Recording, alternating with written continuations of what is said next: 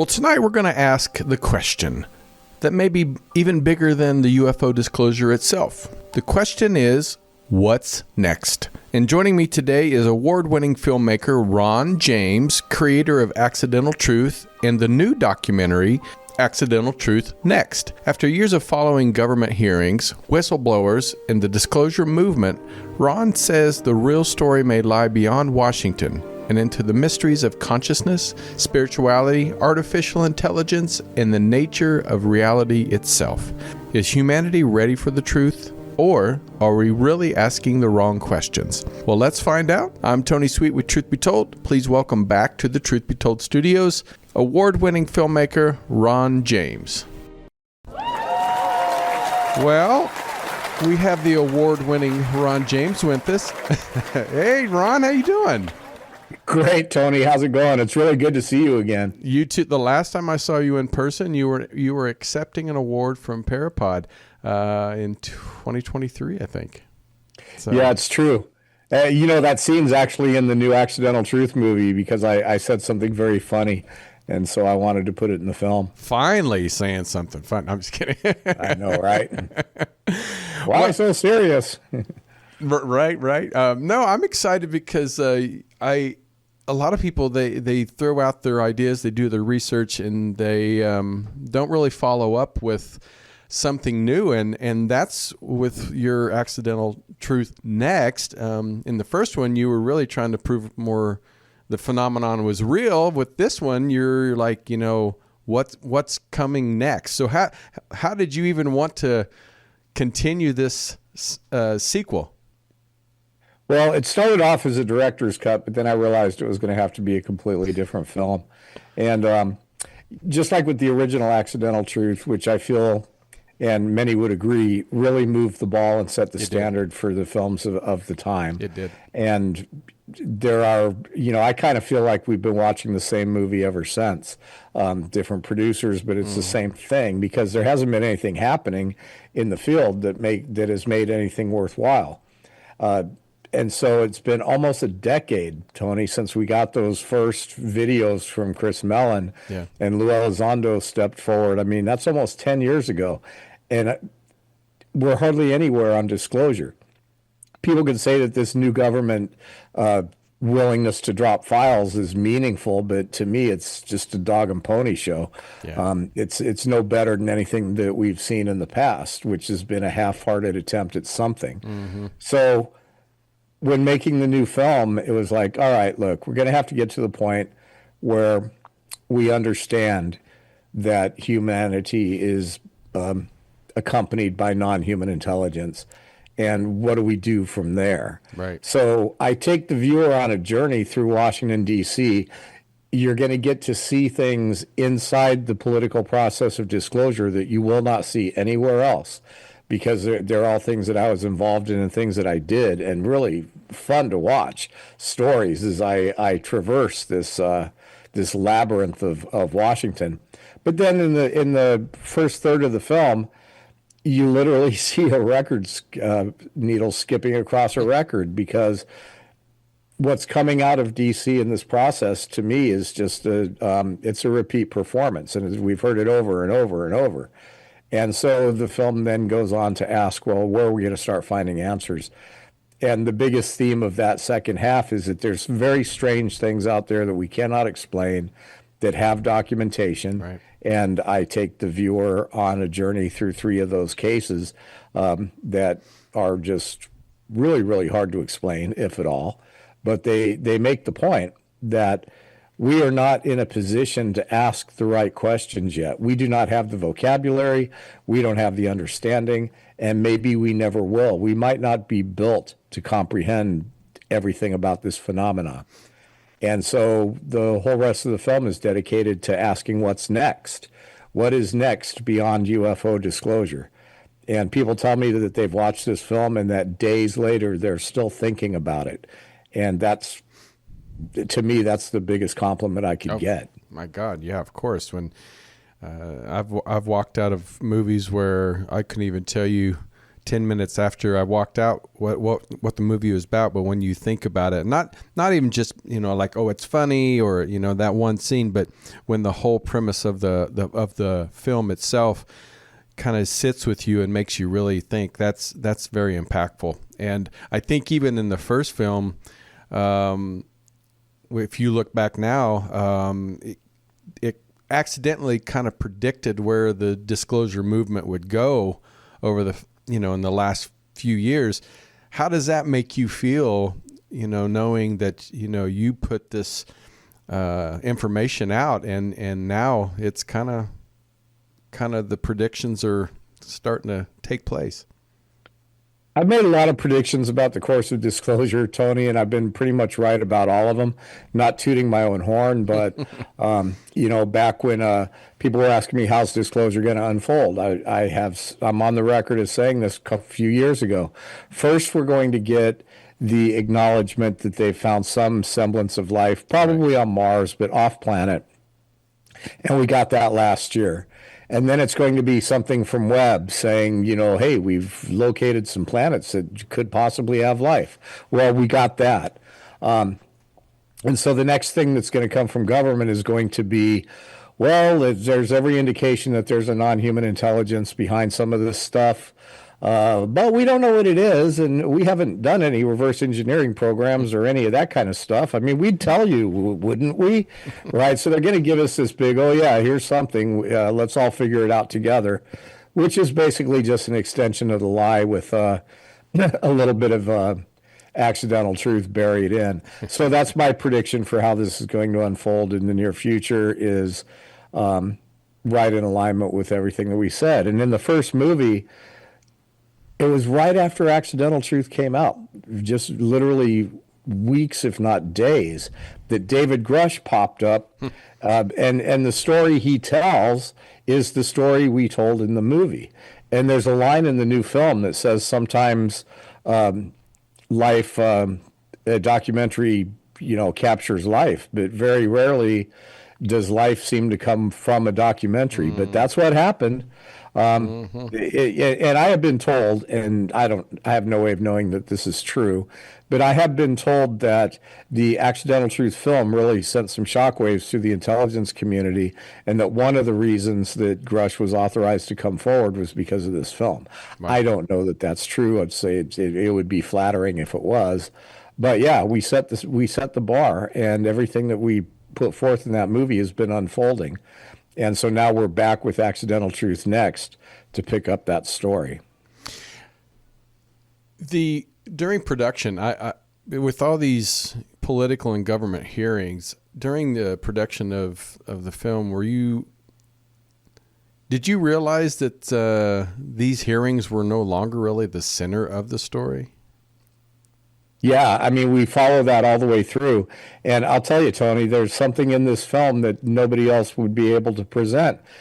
I was actually in the back of the room during the hearing where Lou Elizondo was testifying. Oh, wow. And I was part of a small group of people that were texting questions to Congressman Eric Burleson to ask in real time.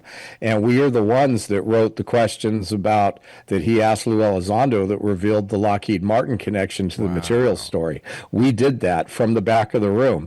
And very few people realize how important that was. But Lou Elizondo basically confirmed for the world that Lockheed Martin was indeed the company that had these materials, and that the CIA and the intel community had blocked the transfer to Robert Bigelow. Yeah. We were addressing this in the very first Accidental Truth, and we got to the bottom of it in the second one. There's a segment in there called Hacking the Hearings. If I told this story, nobody would believe me, but I actually documented it to prove that we did it. We were able to literally interact live in a congressional hearing and affect the outcome in the line of questioning. And, it's like very, very few people in the world can say they got to do that. Oh, hell, I would have been that fly that's on your shoulder. It'd been great to be there. That's I would have loved to have seen the behind the scenes. It was the strangest group of synchronicities that made this possible. We were invited to Melinda Leslie and her friend, who prefers not to be identified, had actually met the congressman the night before in a random meeting, actually, and the subject came up, and he invited them to submit some questions. So while we were standing in line at the hearing, I wrote a question, Melinda wrote a question, and we submitted them. But then during the hearing, he was asking this stuff, and we were back there. Danny Sheehan was there, and we're just like, okay, we got to get this. So we literally told him to ask Lou Elizondo about the materials transfer, and Lou spilled the beans. To me, that was absolutely huge. And so in the movie, people get to see that happening. It's amazing. It's an amazing story. I love it. I love it. And I know on screen or on television, there's a lot of discussions, but what is some of the discussions that go behind off camera? Because we know politicians will say one thing, and many times they disagree with each other on the parties. But as soon as they're done, many of them go and have a drinks together. What are some people saying that you've heard behind the scenes once they're out of that chamber? Yeah, here's something that's very sad. During this hearing, the one, not the most recent one, but the one that's in our movie where Lou Elizondo testified, there was a lot going on behind the scenes. There was a last minute, they were literally being cajoled by the intelligence community. You can't ask this, you can't ask this. And there was a certain amount of frenzy at the last minute and a certain amount of panic about things that were going on behind the scenes and things that they were being told they could and couldn't say. And it was kind of crazy. But what I've seen unfold, Tony, is actually a little bit unfortunate. In the very beginning of this, back in 2017, we had some very gung-ho people in Washington. Tim Burchett is one, and since then, Luna and Burleson, and Kirsten Gillibrand's always been on board. Marco Rubio was very gung-ho in the beginning, but somehow or another, he sort of backed off. But these people were all just like us, grew up curious about UFOs, and now they're in Washington, and as Tim Burchett would say, "Dadgummit, I'm going to get to the truth." and so they embarked on that journey. But what we see now, nearly 10 years later, is that a lot of them, in the very beginning, they didn't have security clearances. Just because you're a member of Congress doesn't mean you have a clearance. Right. And so you could have somebody who worked on a flying saucer with his own two hands walk into the office of a congressman, and he could not tell him that story because it was classified and the congressman wasn't cleared. So in the beginning, you had all kinds of people with knowledge parading through these congressional offices, basically saying not unable to tell the truth about what they knew because of clearance issues. Right. But over time, these guys and gals have been able to get clearances at certain levels, depending on who they are. And so now they're able to hear the classified information. They're able to go into a skiff and it means something. But the problem that arises from that is that now that they're cleared, they are now participating in the secrecy instead of participating in the advocacy. So, I would say these guys, anytime you're pulled into a room, you say, well, I'm going to tell you this, but you can't share the information. My answer is always, look, I'm here to make documentaries, and as a media relations director for MUFON, I'm here to share information that we gather with the world.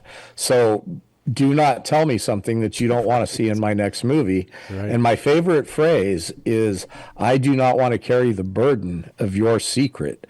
And these people are now carrying the burden of the secret just as much as they're carrying the torch of disclosure. And so since they've gotten their clearances and they're able to be told things, now they've got a bunch of things that they can't tell us. So the phrases you're hearing coming out of D.C., instead of "we're going to get to the truth, damn it," are now, "well, if you knew the things that I knew, it would keep you awake at night." So it's like, okay, now you're part of the cover-up. Yeah. Why are you doing that? And so even those words, it's a very delicate line. Yeah, even the words make it a cover-up. Because it puts doubt, it puts fear, it puts all these different. Sometimes you don't even know how to feel because of what they say. In fact, in your first film, there was a lot of optimism surrounding disclosure, but in Accidental Truth Next, there seems to be more skepticism towards Washington. And so what changed in your filmmaking when it comes to that?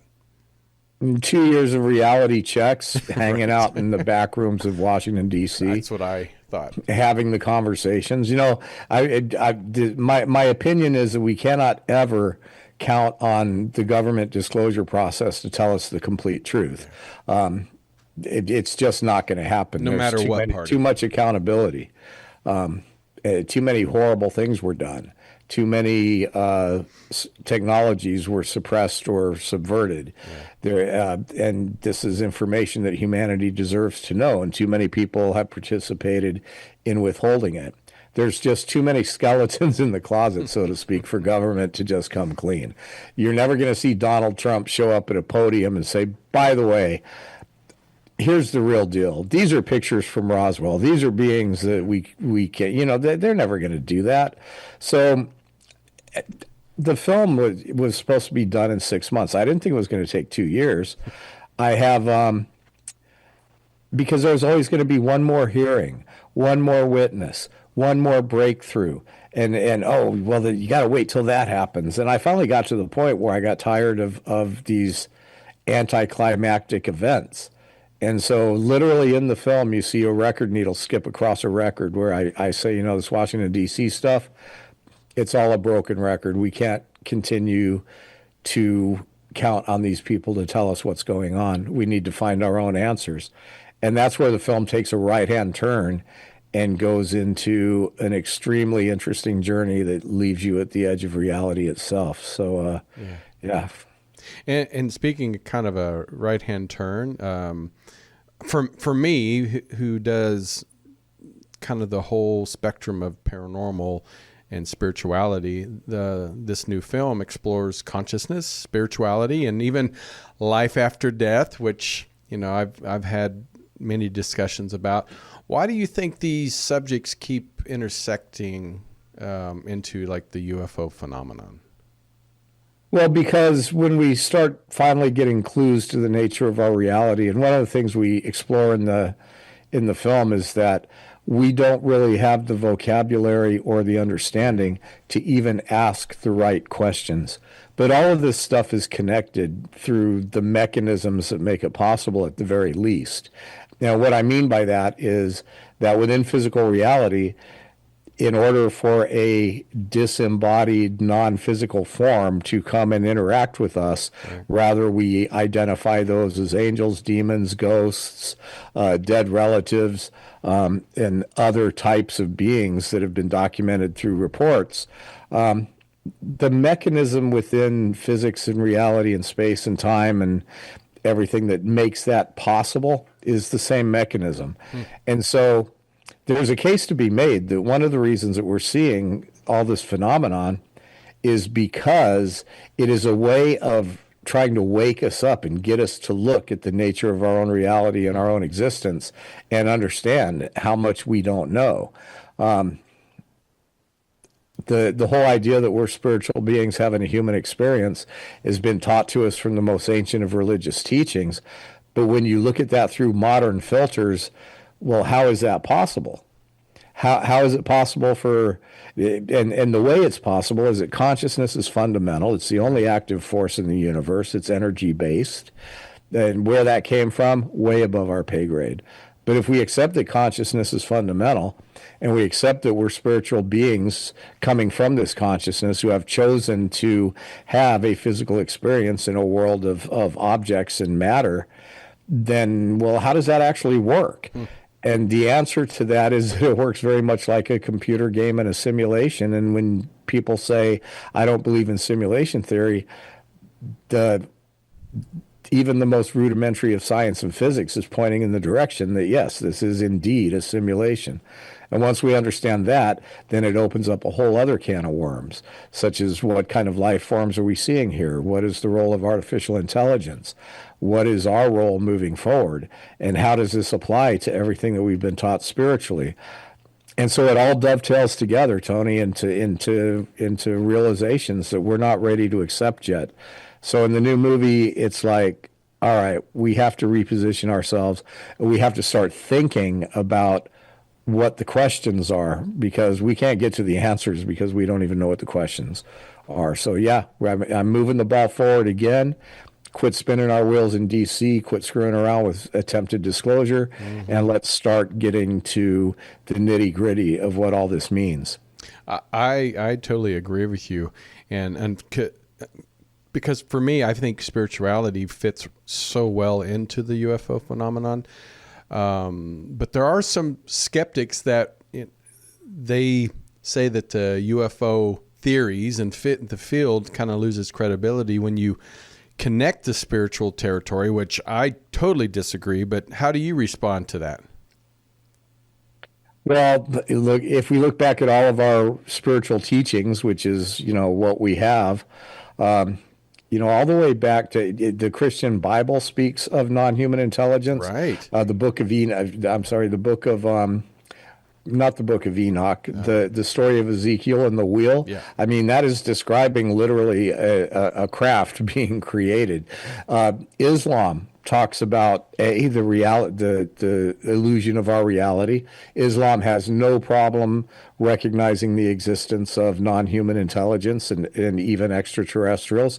The black box at the center of Mecca contains a meteorite. The ancient Indian teachings all teach us about craft that flew in the sky, vimanas. Every spiritual teaching tells us that we're living in an illusionary world, and every spiritual teaching tells us that there are a variety of non-human intelligence that interact with us as part of our existence. So the question really becomes to these skeptics is, what are you able to find that says this is not so? You can't go, there's nothing out there in the evolution of human literature and understanding that says there's no non-human intelligence interacting with us. Everything says there is. So, whoever's trying to make a case against that has to make a case against religion, right. Teachings, new science and new things we're finding out.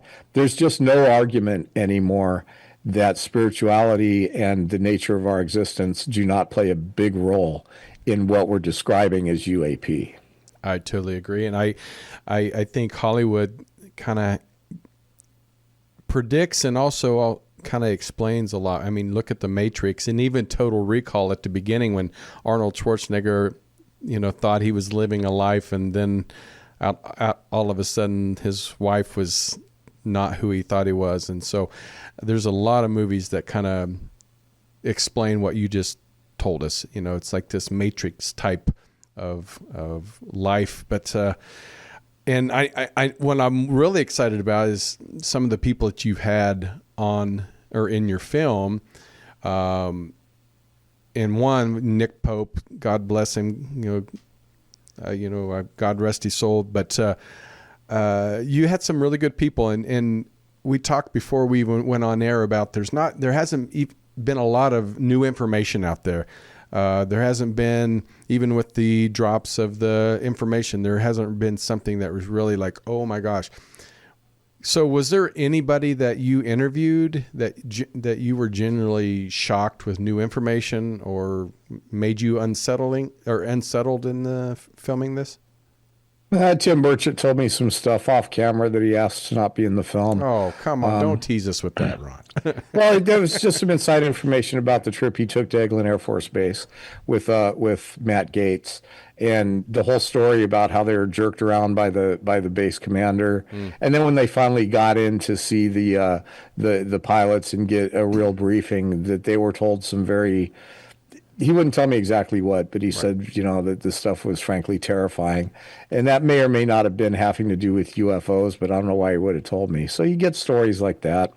But at the end of the day, I just pieced the puzzle together for this film. When you're making a documentary, they say you shouldn't have more than 4 or 5 main characters. Well, I broke that rule. There's 25 people in the film. In fact, almost anybody who's anybody in the field is in this thing. Yeah. Michio Kaku's in it. Richard Dolan's in it. Stephen Bassett's in it. Dr. Diane Hennessy Powell's in it. Thomas Jane, the actor Thomas Jane, is in it, who is absolutely stunning. pretty much you're going to see all your friends. Nick Pope, one of his last interviews, Yeah. was with me for this. And I really miss Nick a lot, by the way. I knew him for years. So that rule was broken. Then the whole trajectory of the story, I put that together in a very non-traditional way. There's nothing else like this film. People are going to either love it or they're going to hate it. But at the end of the day, I like to make things that don't look like anything else. And the rules of filmmaking, it's like once you understand what they are, it's okay to bend them. I just took this film in a completely different direction. There's nothing else like it. Well, of course, you're Ron James, so we don't expect the norm. So that's, I mean, once you set a standard, it's hard to go back and follow other people's leads. So we appreciate that. And in presenting evidence and presenting controversial material, where do you do this where where you feel like you have more of a responsibility without crossing into like a sensationalism? In this film, there's some sections about materials. There's 3 materials segments where we encounter some really weird stuff. All I do in the film is document what happened. I'm not saying, hey, this guy says something came from a UFO, so it must have. Right. All I could do is show the viewer, this guy's experience, what he's been through, the people that have had their hands on this material, the results that they've gotten, and what happened to us when we went and pulled our own samples and the process after that. I'm not advocating for you to believe anything except take what I'm showing you and make up your own mind. And it's the same thing with the end of the film. We're not telling you what to believe. We're giving you some possibilities that you may never have thought of, put together in ways that you may never have looked at. But I don't have an agenda to make you believe anything. I'm presenting a story to you that I hope you find very fun to watch and very entertaining. But I don't have an agenda to make you accept anything. I'm just showing you this. This is really like almost a personal story of my quest from the time I first started messing around in Washington all the way through to the conclusions that I had to start looking at after that journey began. Do you feel that this is information is a complete story, or do you feel like this is going to be a next part 2? Well, the whole end of the movie isn't about answering the questions. It's about trying to figure out what the questions are. Right. So I suppose that if we get to a point where we start to get answers, there'll be an accidental truth, conclusion or accidental truth evolution. Oh, maybe that's what I should call it. Ooh, but for the most part, I think it's going to take a long time for people to catch up to what we put forth in this movie. And what's going to happen, unfortunately, is that a lot of the other filmmakers are going to glom onto this, and they're going to make their own movies. And I've set the stage for the next evolution in the conversation, and I think that the world's going to run with it. A lot of the information that's in the movie, people could say, well, if you're in the UFO community and you watch a lot of YouTube, you've seen these bits and pieces, but nobody's put them together yet. Right. Just to give people an idea of what to expect with the last part of the movie, we've got Diane Hennessy Powell from the telepathy tapes. We've got Rizwan Virk. We've got Whitley Strieber. We've got Dr. J.J. Hurtak, the author of The Keys of Enoch. We've got Thomas Jane, who is on the edge of what's going on with AI. We have Paul Hynek, who is convinced that we have a post-biological future. The collection of people I brought together for the end of this is just going to blow people away. We have Rizwan Virk, who is very prevalent in the end, and people know about what he's saying. So yeah, I mean, it's a soup du jour of cutting edge commentary. I love it.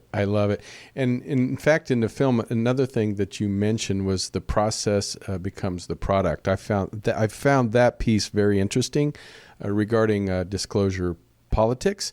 Do you think the public is being managed psychologically? No, absolutely. The people that have been managing this information since the late 30s,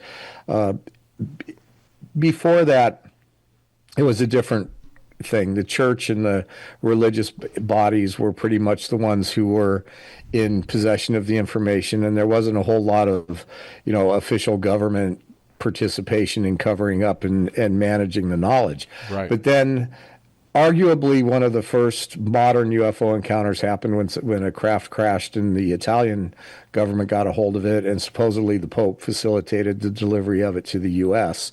I know some people working on a documentary for that, so the evidence for that story will one day come out. But no matter what, sometime between the mid-30s and the late 40s, information was obtained, and a group was put in place to manage the information, and that group decided that the public didn't need to know, needed to be covered up at all costs. And so that's what happened. And what we've seen since then is the ridicule factor. A big part is let's discredit the topic altogether. Let's lie about all of the things that we know. Let's say none of this ever happened. And then let's slowly but surely drip out enough information that those that are paying attention will start to understand what's going on. But we can never officially acknowledge all the things that we've done and all the secrets we've kept and all the lengths we've gone to protect them.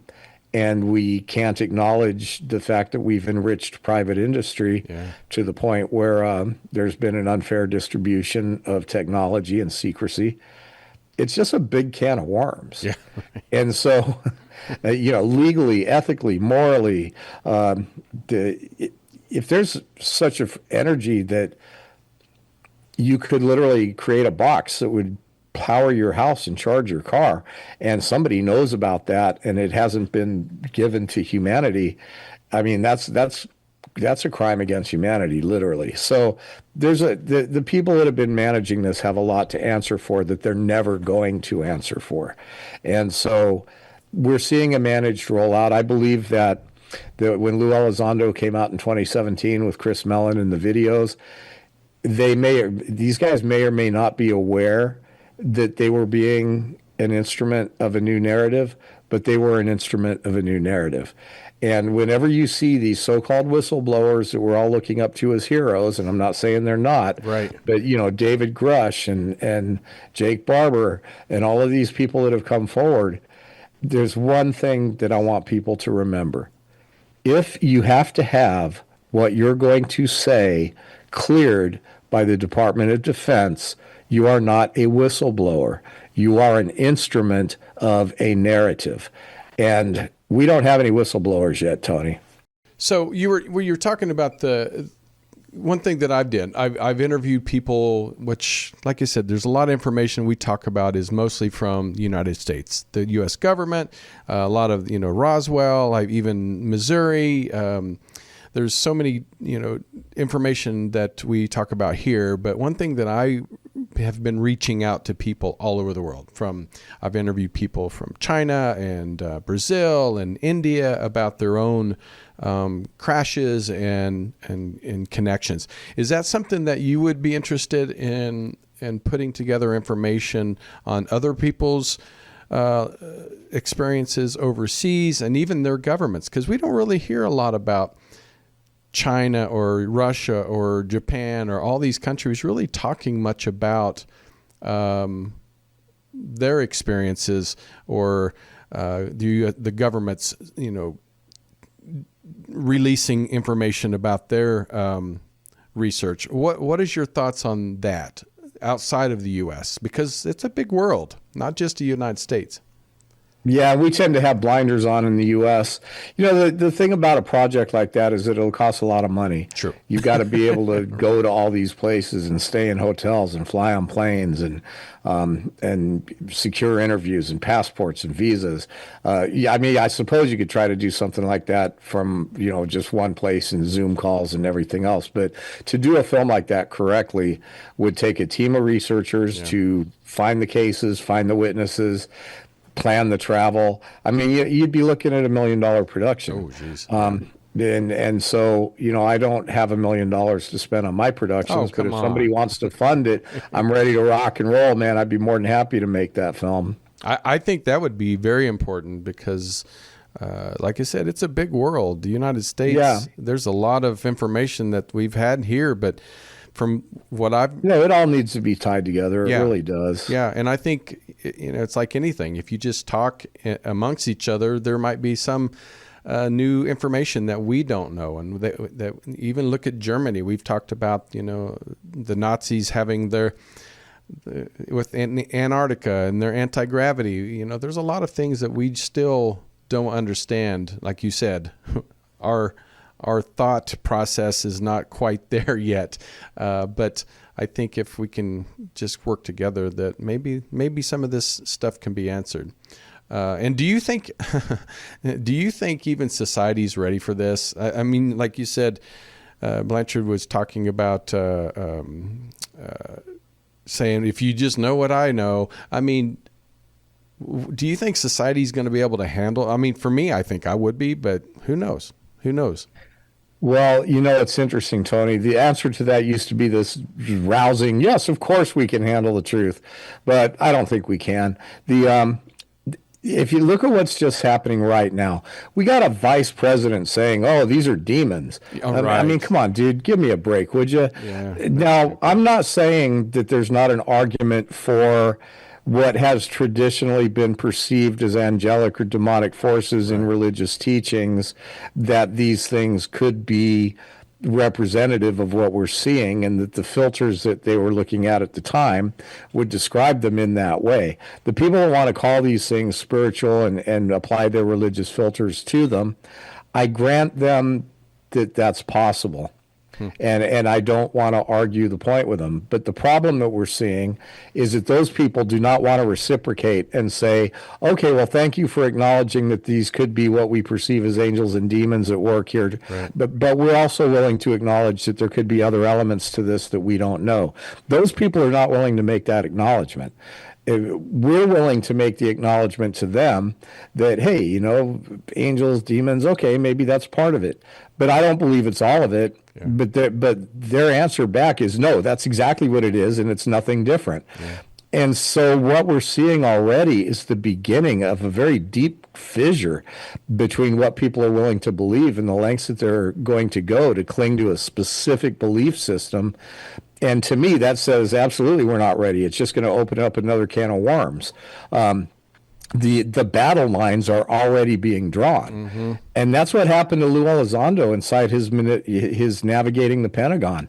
There were literally factions within the Pentagon that believed that there was a religious implication to all of this. And again, I'm not saying there isn't. I'm just saying that we need to keep an open mind and that there could be more, and probably is. But he ran into intense opposition. So we already see a societal fracture beginning to take shape.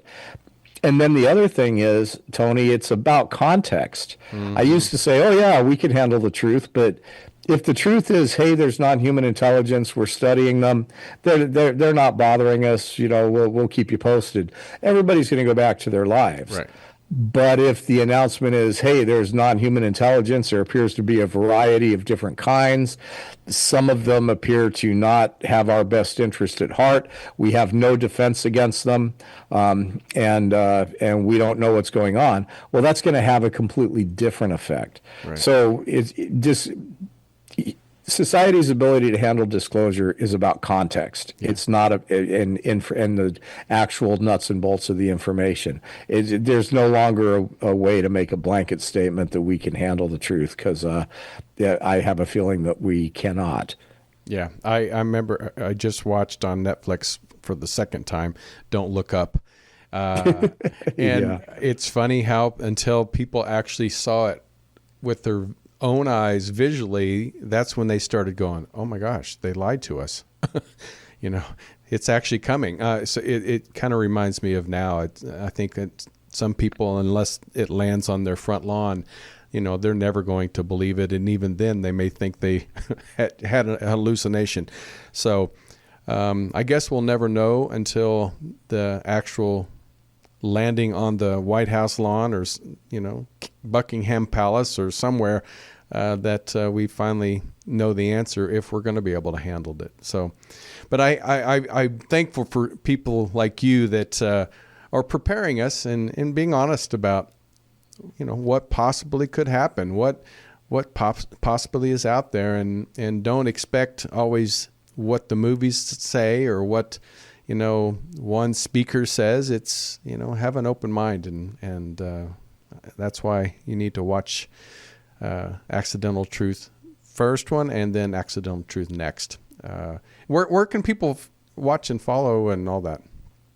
Yeah, so the original Accidental Truth movie, you can still rent it on Amazon. You can rent it on Apple TV if you want to support the work. But you can also watch it for free on YouTube Movies and TV now. So I have no problem with that. I think it's great that it's been made available to the world at this point, and I still get a little something out of it. So that helps me to make my next film. So Accidental Truth UFO Revelations is available for free and for rent on Amazon and Apple. The new film, and again, we've got Matthew Modine narrating it. We've got actor Thomas Jane in it. And an amazing thing that happened to me at the last minute is I got a famous Hollywood composer, Alan Howarth, to do the soundtrack. So he composed the entire soundtrack for the movie. It's coming out on Sony Music. Alan is the music behind the John Carpenter movies. Oh, wow. He did most of the Halloween movies. He did Christine. He did The Thing. Wow. He did Escape from New York. And this guy's fingerprint on my film really adds a whole new dimension. Accidental Truth next. If you're at Contact in the Desert, you can see it on Monday, June 1st. And then on June 2nd, it releases on Amazon, Apple TV, and YouTube Movies and TV. It'll be purchased, and then it'll come up for rent, and it'll be in about a year. It'll go out to free outlets. But yeah, support the work. You can find out more at accidentaltruthnext.com. But June 2nd is when it comes out. It's a big day for me to see how the world reacts. Well, Ron, you are amazing. I was honored to give you an award for your first one. But this one definitely, I'm sure, is going to worth another award. So hopefully we can have you back when more information is going to drop. Hopefully. Yeah, it's already won 8 film festival trophies. Of course, and, 5 or 6 semifinalists, 3 honorable mentions, and it's been selected by another 7 or 8. Wow. So, well, you deserve it, and I appreciate you being part of the community. And I can't wait to see you at Contact this coming weekend. Yeah, it's going to be great. Are you going to come to the showing, or are you leaving before Monday? Well, I moved closer to Palm Springs, so I'm actually I could probably stop in. And what time is it going to be? I think it's 6 or 7, something like that. Oh, I think it's between 5 and 6. Then I will definitely come see it. So yeah, there's a lot of great films that are going to be showing at Contact. I'm kind of batting cleanup, so so we'll see. Well, make sure you stick around for this one, because it's definitely going to be worth it. So, well, thank you, Ron, and please go to accidentaltruthnext.com. You can find out. And do you have Instagram, all that stuff, where people can follow you? Oh, yeah. People can follow me on Ron James on Instagram and Ron James Film on Twitter. Plus, I post under the MUFON, so anytime you see something MUFON on Facebook, Instagram, or Twitter, that you'll see a lot of my stuff posted there. Perfect. Well, I'm going to be doing some events out here. I live closer to the Redlands area, so and people out here are hungry for this information. So I'll definitely have to have you out and do some kind of project with you out here. So. Oh, yeah. All right. Until next time, we'll see you, Ron. Thanks, Tony. Thank you. And thank you, everybody, for tuning in. Please like, subscribe, leave a message, and we'd love to hear from you. And always make sure you support us as you support Ron James and many others that are trying to work to get this information out to you. But until next time, take care of yourself and each other.